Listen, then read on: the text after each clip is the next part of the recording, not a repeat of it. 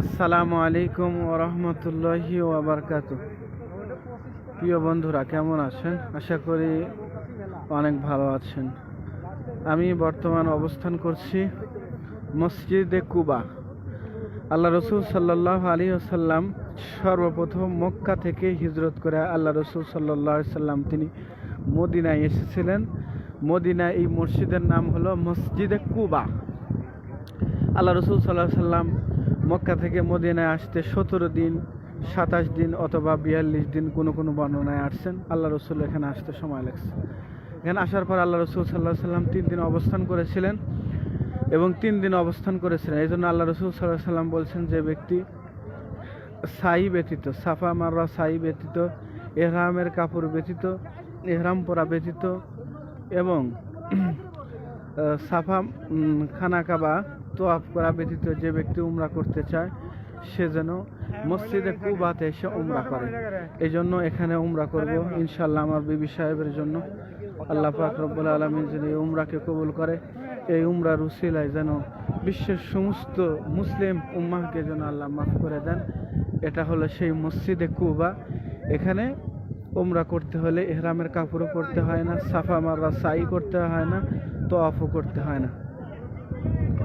সেরেফ 2 রাকাত নামাজ পড়লে একটা উমরার সওয়াব কবুলিয়াত, একটা উমরার সওয়াব আল্লাহ পাক বান্দার আমলনামা আল্লাহ পাক দিয়ে দেয়। সুবহানাল্লাহি ওয়া বিহামদিহি। আমি এখানে উমরা করার জন্য আসছি। এটার নাম হলো মসজিদে কুবা।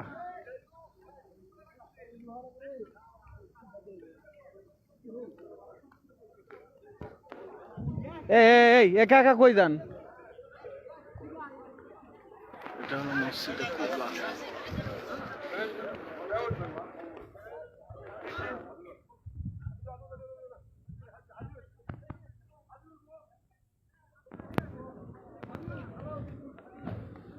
আচ্ছা,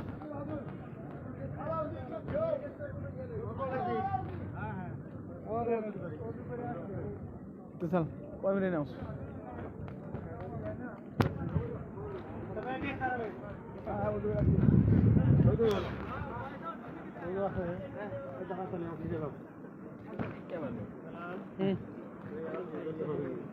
না, ছবি তো মনে হয় না,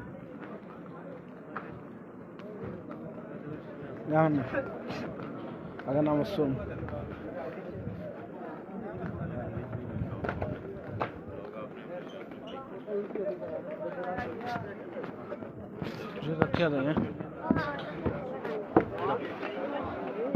আসেন।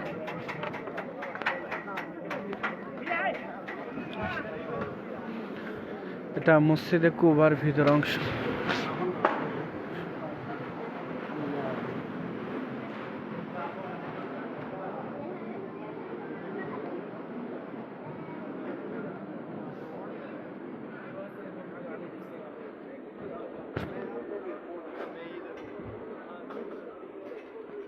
এটা ভিতরের অংশ, বিশাল বড় মসজিদ, মসজিদে কুবা।